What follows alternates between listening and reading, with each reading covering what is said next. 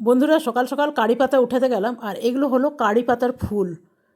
খুব সুন্দর আছে, তবে ফুলগুলো এখনও ফুটেনি, কড়ি আছে। উঠাতে গেলাম, পট করে ভেঙে গেল, খুব আফসোস লাগছিল। আর এখানে দুধটা একটু জাল দিতে দিলাম। আর এই বিল্লি মহাশয়কে দেখুন, মনে হয় বাগান থেকে কিছু ইঁদুর ফিঁদুর খেয়ে এসছে, খেয়ে এসে আরামসে ঘুমাচ্ছে। আর এইখানে আছে ছোলার ডাল। তবে ছোলার ডালটা কালকে আমি ভালো করে জল দিয়ে ধুয়ে রোদে শুকিয়ে রেখেছি। শুকাতে একদিনেই হয়ে গেছে, কেন গরমের দিনে রোদ না, একদিনেই শুকিয়ে গেছে। আর এটা আমি বানাবো বেসন। তো আজকে আরেকটু রোদ দিয়ে দিলাম, রোদে একটু দিয়ে দিবেন না, তাহলে যখন পিসবেন খুব সুন্দর মিহি করে পেশা হয়ে যায়। তো এটা দিয়ে দিলাম, প্রায় আধা ঘন্টার জন্য রোদে থাক, তারপরে এটা পিষে নেব। আর এইখানে একটু জল দিয়ে ধুয়ে দিলাম। এখানে আজকে দেবো হলুদ শুকাতে। তো আমি বাড়িতেই হলুদ গুঁড়ো বানাই, তো কীভাবে বানাই সেটাই আপনাদের দেখাবো। তো এইখানে একটু জল ভরে রাখলাম, ওই যে ওইখানে ধুচ্ছিলাম না, তো একটু ভরে রেখে দিলাম। আর এখানে বিল্লিটাকে একটু খেতে দিয়ে দিলাম। এই দানাগুলো খেতে যাও, ও পাগল একদম, এই দানাগুলোই সবসময় বলে খাবো। তো শীতকালের সময় যে হলুদ এনেছিলাম, প্রায় 10-12 কিলোর মতন হলুদ আছে। তো একদিনে তো এতটা দেওয়া যাবে না। আর অন্যবার হলে না, আমি হলুদগুলো একটু কেটে কেটে শুকাতে দিই। এইবার আর কাটিনি, এমনি গোটা গোটাই দিয়ে দিলাম। কেটে দিলে না বড্ড বেশি পোকা লেগে যায়। আর এগুলো দেখুন খুব সুন্দর করে ধোয়া হয়ে গেছে, ধুয়ে নিয়ে এসেছি। ধোয়াটা আপনাদের সাথে আর শেয়ার করলাম না, কেন গোটা গোটা ধুইছি না, বেশ ধুতে 8-10 বার জল দিয়ে ভালো করে ধুয়ে নিয়েছি। এখানে জলটা ফুটে উঠেছে, আপনারা দেখতেই পাচ্ছেন। এর মধ্যে দিয়ে দেবো হলুদগুলো, প্রায় 5 মিনিটের জন্য দেবো। 5 মিনিট আমি বয়েল করে কাঁচা হলুদ এনে এটা জলের মধ্যে সেদ্ধ করতে হবে। এটা নেক্সট টাইম দেবো, এটার মধ্যে আর হলো না। তো 5 মিনিট আমার হয়ে গেছে। এরপরে আমি ছাঁকনি দিয়ে উঠিয়ে নেব। একটু নিচে উপরে করে দিলাম, এবারে ছাঁকনি দিয়ে উঠিয়ে নেব। আর বেশ গরম, জানেন, খুব সাবধানে কাজটা করতে হবে। তবে ছাঁকনিটা আমার মনে হচ্ছে বড় হয়ে গেছে নাকি, আর একটু ছোটো ছাঁকনি হলে ভালো হতো। এগুলো এবারে উঠিনি। তো সব কটা আমার উঠানো হয়ে গেছে। আর একটু জল দিয়ে দিলাম, ফুটে ফুটে জলটা অনেকটা কমে গেছে। এরপরে বাকি যে হলুদগুলো ছিল সেগুলোও আমি দিয়ে দিলাম। এগুলো ততক্ষণ হোক, আর এগুলো আমি দিয়ে আসি রোদে। এটা শুকাতে প্রায় 8 থেকে 10 দিন লাগবে, যেহেতু গোটা হলুদ না। আগের বারে কেটে দিয়েছিলাম না, খুব বেশি পোকা লেগে গেছিলো, সেই জন্য এইবার আর কাটলাম না, এমনি গোটা গোটাই দিয়ে দিলাম। আর এই গাছগুলো কালকে দিয়েছিলাম রোদে, 3-4 দিন রোদে রেখেছিলাম, জল দিয়েছিলাম। মাঝে মাঝে একটু রোদ বার করে দিই, তাহলে গাছগুলো ঠিক থাকে। আবার 4-5 দিন ঘরে থাকে, আবার কিছুদিন পর বাইরে বার করে দিই। আর এইখানে আছে ঋষির ব্যালকনিতে আছে কিছু গাছ, চলুন আপনাকে দেখাই। এই যে এইখানে আছে কিছুগুলো আছে, এগুলোকে অল্প জল দিয়ে দিলাম। আর এটা হলো টাইম ফুলের গাছ। Welcome back to my channel. আশা করি আপনারা সকলে খুব ভালো আছেন, আমিও খুব ভালো আছি। আর আপনারা দেখলেন সকাল থেকে এতগুলো কাজ করলাম, তারপর অফ ক্যামেরায় যা কাজ করেছি না, বলার মতন না। অনেক বেশি কাজ, অত বেশি কাজ দেখাতে গেলে দেড় থেকে 2 ঘন্টা ব্লগটাই হয়ে যাবে। তো আমার মাত্র পুজো করা হলো। তো এরপরে যাব মন্দিরে। প্রতিদিনই মন্দির যাই, মধ্যে মধ্যে 1-2 দিন গ্যাপ হয়ে যায়। তো এখানে শিব ঠাকুরের মন্দির আছে না, শিব ঠাকুর শিব ঠাকুর আছে। তো ওইখানে ভাবছি জল ঢেলে আসি, প্রতিদিনই যাই।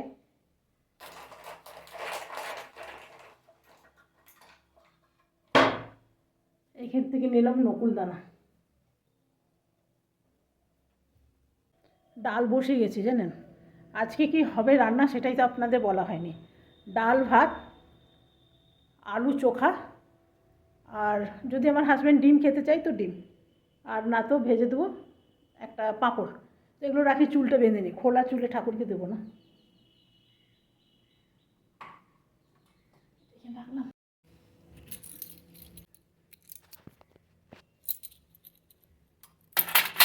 গেটটা লাগানো আছে, এটার থেকে একটু ফুল নেব। এই যে আকন্দ ফুল। চলুন আগে উঠিনি, এক হাতে উঠানো খুব মুশকিল।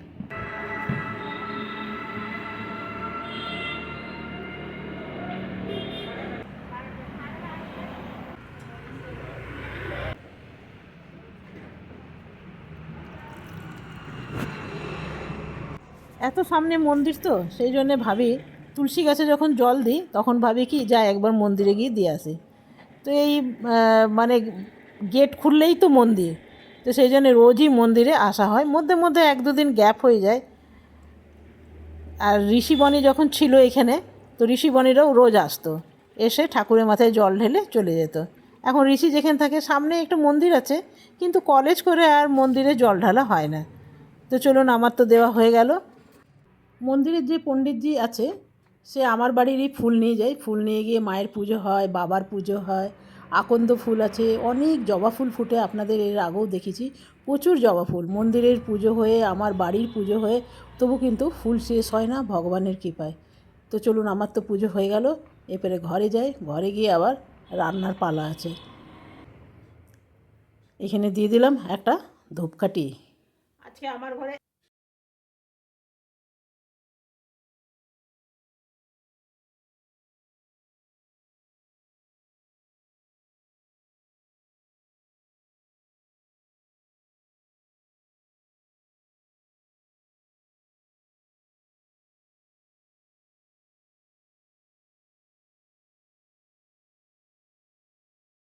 তবে কি জানেন, পাঁপড় ভাজার থেকে পোড়াটা খেতেই বেশি ভাল লাগে আর সুবিধাও লাগে, কেন কি তেল থাকে না।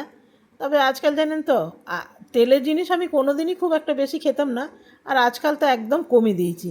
যত তেলের জিনিস কম খাবেন না তত কিন্তু ভালো। তো ভাজা জিনিস তো খেতে ভালো লাগেই, তবে আজকাল না খেতে খেতে না অভ্যাস হয়ে গেছে। আমার চ্যানেল, আমার ব্লগেও দেখবেন না খুব একটা ভাজা পোড়া হয়, মাঝে মধ্যে কখনো কখনো মন যায় তো তখন করে ফেলি। তো আমার পাঁপড় ভাজা হয়ে গেছে, আর এখানে আমার ডালটা বানিয়ে গেছিলাম সোমবার দিনে। তো ভাবছি একটু যতটুকু তেল আছে এই তেলের মধ্যে ডালটা একটু সোমবার দিয়ে দেবো। দিয়ে দিলাম একটুখানি পাঁচফোড়ন আর হলুদ, আর এটা হলো মুসুরির ডাল। একটু পেঁয়াজ দিলে মনে হচ্ছে ভালো হতো, কিন্তু এখন আর ভালো লাগছে না, তাই ভাবছি আর পেঁয়াজ টেঁয়াজ কিছু দেবো না। তো আলু সেদ্ধ নিয়ে নিয়েছি চারখানা, আর মাখবো আলু সেদ্ধটা আচারের তেল দিয়ে। তবে জানেন তো, এইখানে যদি একখানা সেদ্ধ ডিম হতো ভালো লাগতো। ঋষি আবার এর সাথে একটা সেদ্ধ ডিম মেখে খুব পছন্দ করে। তা আমি আচারের মশলাটা দিয়ে একটু মেখে নিলাম, দিয়ে দিলাম সাথে একটু নুন, একটু গোটা গোটা যেন দানা থাকবে, একদম পেস্ট করে দেবো না। এই রকমটা খেতে আমার বেশি ভালো লাগে। ব্যাস, ভেবেছিলাম একটা ডিম ভাজবো, দিয়ে ভাবছি না, আজকে একদম আলু সেদ্ধ পাঁপড় ভাজা ডাল দিয়েই খাবো। আর এটা হলো আমার ভাত, আর উপরে চলছে পাখা, জানেন এক্ষুনি পাঁপড়গুলো নরম হয়ে যাবে। তো চলুন খেয়ে নিই, এটা খেতে লাগবে একদম অমৃত, এর চেয়ে ভালো খাবার আর হতে পারে না। তো চলুন, আমাদের খাওয়া হয়ে গেল, এরপরে যাচ্ছি ডালটা নিয়ে আসতে। আর হলুদগুলো বেশ অনেকটা শুকিয়ে এসছে, তবে এটা শুকাতে প্রায় 8 থেকে 10 দিন লেগে যাবে, যেহেতু গোটা না, এটা কেটে দিলে কিন্তু তাড়াতাড়ি শুকিয়ে যেত। ডালটা এখন বানিয়ে নেবো। বেসন এখন ঘড়িতে কটা বাজে জানেন? 3:30টার বেশি, 3টা প্রায় 40 হতে যাচ্ছে। তবে কিন্তু ডালটা এটা ভাববেন না যে দোকান থেকে কিনে এনে ডাইরেক্ট রোদে দিয়ে দিয়েছি, না, মধ্যে একদিন শুকিয়ে দিয়েছিলাম, মানে ভালো করে ধুয়ে শুকোতে দিয়েছিলাম। আর এটা এরপরে আমি বেসন কিনি না, বেশিরভাগই এমনি করেই বানিয়ে নিই ডাল দিয়ে। এর চেয়ে ভালো আর কি হতে পারে বলুন? একটু তো কষ্ট আছে, কিন্তু এগুলো খেতেও বেশ ভালো টেস্ট। আপনি পাকোড়া বানাবেন, বেসনের চপ, বেগুনি ভীষণ ভালো হয়। এর সাথে অল্প যদি চাল মিশিয়ে দেন না, তাহলে বেগুনি টেগুনিগুলো দারুণ হয়। তো চলুন, এগুলো এখন অনেকগুলোই বাকি আছে এখনও, তো এগুলো করে নিই। আজ রাত্রে একটা আছে বউ ভাতের নিমন্ত্রণ, তো ওইখানে যাব। আমাদের মাঠটাতেও হচ্ছে, তো এই এনেছিলাম না ইলেকট্রিক কেটলি, ওইটা প্যাকিং করতে হবে। তো এগুলো পিষে তারপরে যাব দোকানে, দুটো নিয়ে আসবো, কি বলে ওগুলোকে, গিফট পেপার। বলছি, যদি ভিডিওগুলো ভালো লাগে তো লাইক করবেন, আর না ভালো লাগলে তো লাইক করার দরকারই নেই, না ভালো লাগলে লাইক করার দরকার নেই। তো চলুন ঘরে যাই, ফোনটা নিয়ে নিলাম। আর এই ঘরে কি শুভ, এত এই সামনে মাঠটাতে না একটার পর একটা বিয়ে হয়ে যাচ্ছে, না তো জন্মদিন, না তো পার্টি, এই হতেই থাকছে হতেই থাকছে হতেই থাকছে, বাপরে বাপ, এই ঘরটাতে শোয়াই যায় না। তা আমার না এই ঘরটাতে শুয়ে শুয়ে না অভ্যাস হয়ে গেছে। বনি ঋষির ঘরটাতে শুলে হয়, কিন্তু জানি না কেন একটু ঘুমও আসে না। একটা হয় নিজের বালিশ, নিজের বিছনা, নিজের দেখবেন শিলপাটা, নিজের আটা চাক্কি, এগুলো নিজের নাইলে হয় না। তো চলুন, বেশি বকবক করবো না, ওগুলো ওগুলো একটুখানি পিষে নিই আগে, তারপরে যাব দোকানে। তো চলুন তো এখন চাটা খেলাম সন্ধে টন্ধে দিয়ে, তারপরে আপনাদের সামনে এলাম। অনেকগুলো শাড়ি বার করেছি, জানেন কোন শাড়িটা পরবো কিছু বুঝতে পারছি না। বললাম না সন্ধ্যাবেলায় একটা নিমন্ত্রণ বাড়ি আছে, তো সেই কোন শাড়িটা পরবো আপনাকে একবার দেখাই। এই একটা শাড়ি, এই একটা,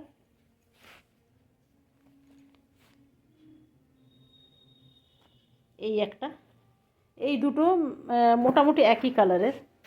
আর এইখানে একটা আছে কাঁথা স্টিচ, আর এই একটা আছে আসাম সিল্ক, আর এইখানে আছে, এইখানে কিছু নেই। মোটামুটি এই শাড়ি আরও আছে, কিন্তু এইগুলোই বার করলাম, এগুলো অনেক দিন ধরে পরা হয় না।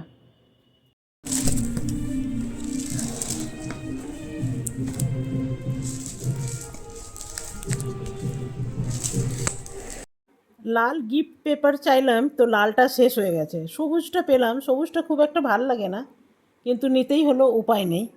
দেখুন আমি তৈরি হয়ে গেলাম, আর যতগুলো শাড়ি দেখালাম ততগুলো তো ওগুলোর মধ্যে একটাও পছন্দ হলো না।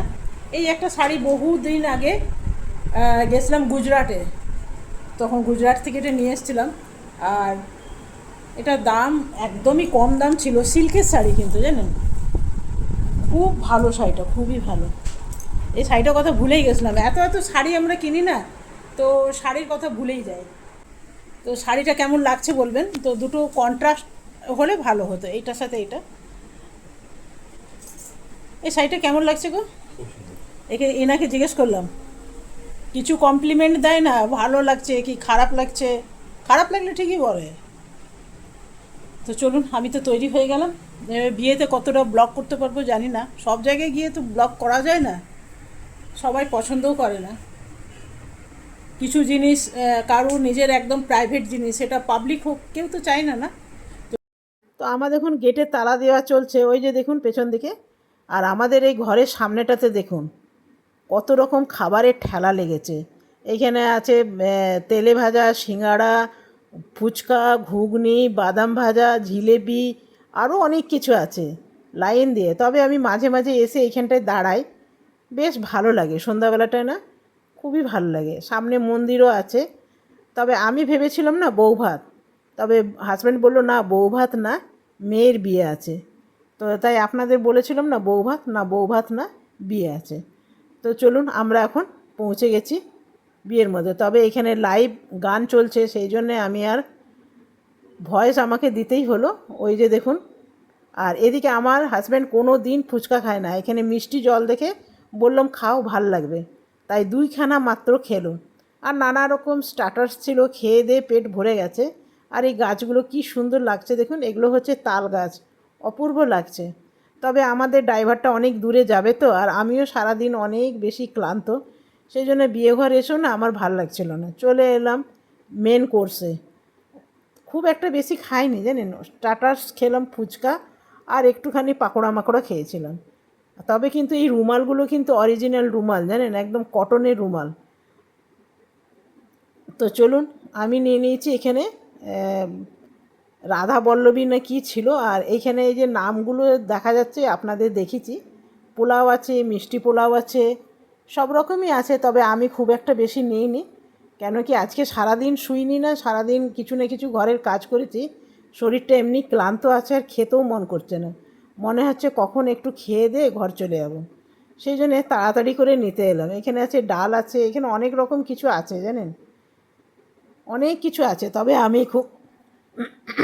আমি খুব বেছে বেছেই জিনিস নিয়েছি, হ্যাঁ, মানে যেটা খাবো সেটাই নিয়েছি।